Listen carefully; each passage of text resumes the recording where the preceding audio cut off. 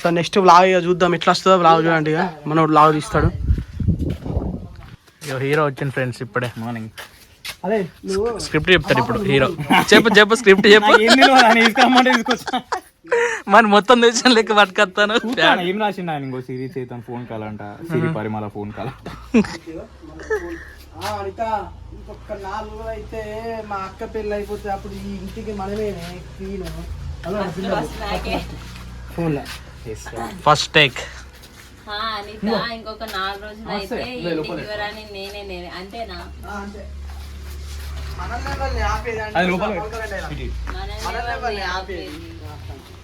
Okay, episode 5 day 1 shoot start.